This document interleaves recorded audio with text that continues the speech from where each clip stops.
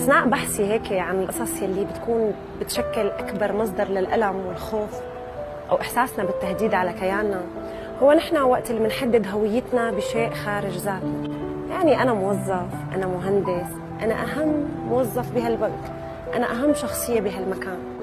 طبعاً هي أدوار مهمة وهي بتعبر عن نتائجنا، بس اللي عم بسبب لنا كل هذا الألم والخوف هو إنه نحن عم بتصير هي المكان أو هي الوظيفة هي مسعى لأنه نحن نحط كل طاقاتنا بحيث إنه نحن نخدمها تستمر، لأنه معلقين قيمتنا فيها، هيك عم نستمد منها هويتنا. أنا ما ضد هي الأدوار، بالعكس هي مهمة، لكن المهم اليوم إنه نحن نعزل هويتنا عن هي الأدوار.